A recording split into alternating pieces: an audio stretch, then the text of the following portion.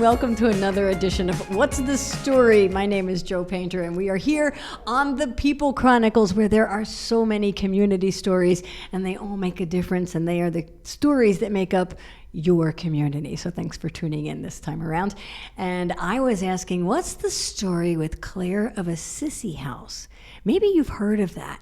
And I know I did, but I didn't know what it was completely about, or where is it, or why is it? So I made some phone calls, and I found the executive director of Clare of Assisi House, and her name is Robin Ball. Hi, Robin. How are you? Hi, Joe. Thanks for having us on the show today. Oh, it's my pleasure. Thanks for coming in. And Sister Kathleen is with us. Thank you. I appreciate the time. I'm glad that I could have you in as a guest and find out more about Clare of Assisi House. Thank you. Don't know, what is your role?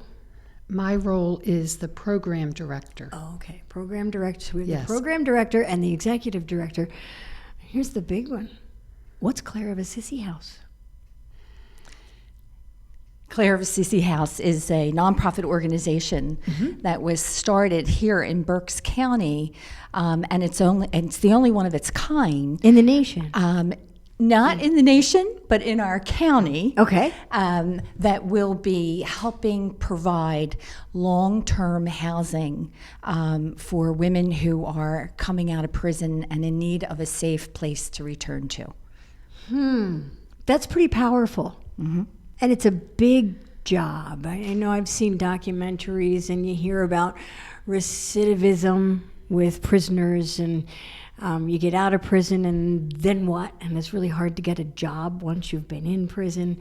Mm-hmm. And I never really thought, to be honest with you, about how that affects the female population. So what put you on this trail to make a difference here? Well, you know, Joe, I have been volunteering at the Berks County Prison for several years. Mm-hmm. And it was during that time that I recognized, as I was sitting one-on-one with some of the women who were incarcerated, that they were returning to the environments that sent them to prison in the first place. And in one of my conversations with one of the women, I recognized that there was a need here in Berks County that really wasn't being met to the fullest for this particular population.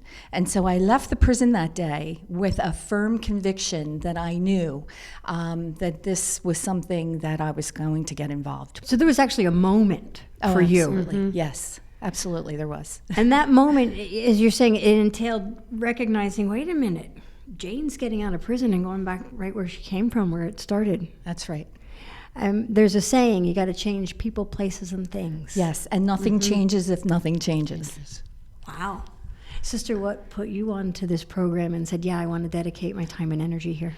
Well, it happened at St. Benedict's Church. Oh. I met Robin coming out of church on a Sunday, and she was talking about Clare of Assisi House and the need and the development, and I just felt called to participate in this wonderful ministry with was she women. Talking at Mass or no, at a program? it was a conversation coming out of church. Okay. You know, and then I started visiting the jail. Oh. And that has changed my life. What changed? What happened there? I think some of my misconceptions about women being incarcerated, some of the stereotypes that I may have had, although they were pretty well unknown to me. Mm-hmm. But meeting the women, sitting with them and having a conversation one-on-one, praying with them, listening to their story, listening to their pain, and asking them, you know, when you get out, where are you going to go? What would you hear when you asked that question? Some said back with their family. Some said, I don't know. I don't have a place. Some said, I might have to move. Did they have a place to move to? No. But they knew that when they got out of jail, they were going to have a place, a commitment to a place before they left.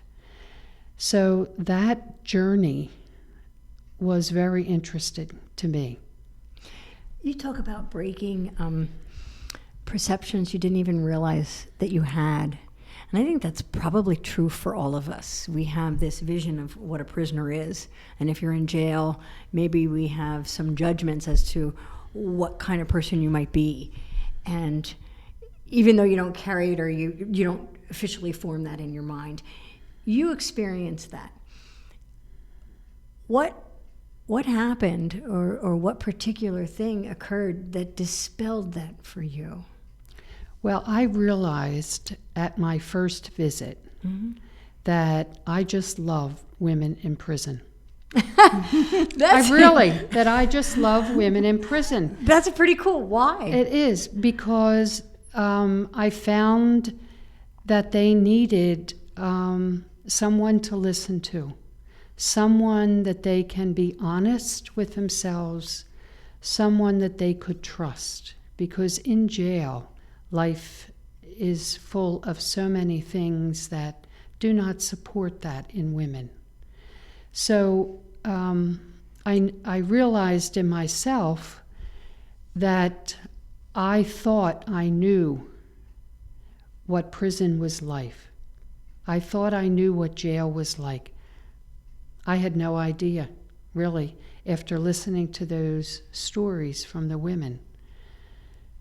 And did you have the same experience, Robin, that Sister is describing? You said you've worked at the prison. What did you do there? I provided one-on-one counseling and spiritual direction on Tuesday mornings for the women. Oftentimes when asked, I would provide a Catholic communion service for the men and women. And at one time, I facilitated a Bible study for the men. And yes, I too had the same perception, I think, that most folks have.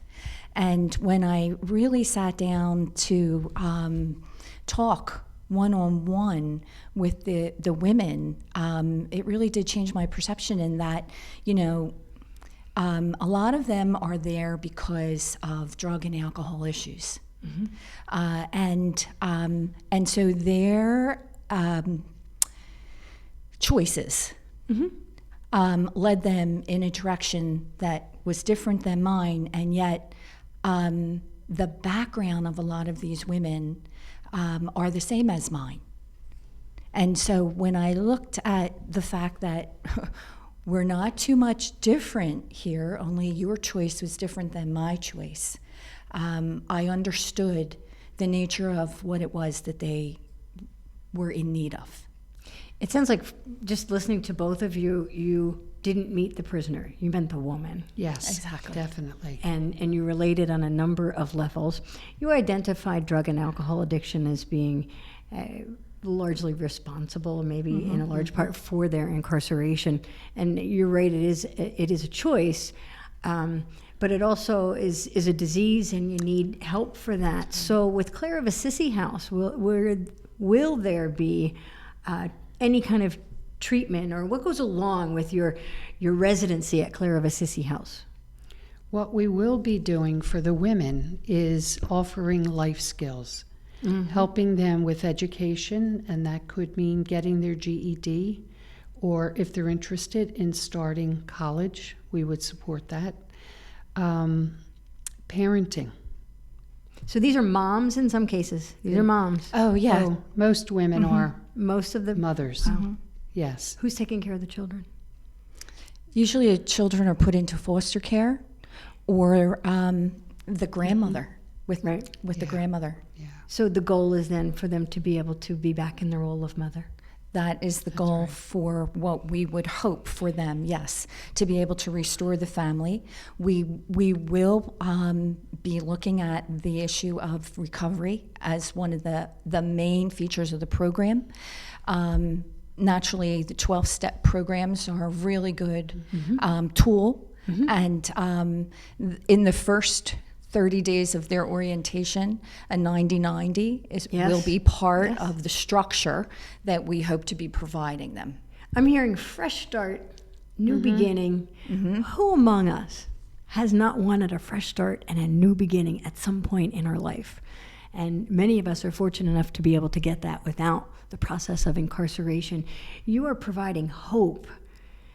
Clare of Assisi House isn't open yet, but the goal is the first part of next year. Is that correct? That's right. correct. Yes. That's awesome. Yes. And it'll be on 12th Street? Yes. 12th and Spruce. 12th and Spruce Streets. I would imagine there's some work that needs to be done between now and then in order that you would realize your vision. And I would also imagine you could use some help. How can we help? Well, we'd be looking for volunteers at any level, professional people. To do what? Mentoring. Okay. If the skill is available for education, employment opportunities, interview training, coaching, anybody with nutritional experience that can help. Life skills is what you're looking for. Exactly. Yes. Okay. Exactly. And how many people can be housed at Clare of Assisi House? 9. 9 women and a house mother. 9 women and a house mother. Do you need donations at this point? Yes, we do. We've had 2 very successful fundraisers. Yes, we have. And we have another fundraiser coming up When will on that be? August 18th at Chipotle's restaurant in Wyomissing. It is from 5 to 9 in the evening. And the flyer, they can get online, or if they want to contact me, What's the phone number? 610-401-6232. 610-401-6232. And I bet you even if you can't make that fundraiser, you could offer a donation anyway. I bet you that'd be accepted, wouldn't it, sister? Yes, and the wonderful thing about Chipotle's and this fundraiser is we will receive 50% That's of the fantastic. dinners from 5 o'clock till 9 o'clock. So as many people who can come out at Chipotle's in Wyomissing from 5 to 9. August what? August 18th, that would be a great help for Clare of Assisi House. You guys are doing a wonderful, or seeing through a wonderful vision. So first of all, thanks for hearing it and for responding to it and sharing it so that we can all be part of that and making a difference one life at a time. Thanks, Joe. Thanks, you. Joe. It's Clare of Assisi House. Look for that opening next year and help any way that you can.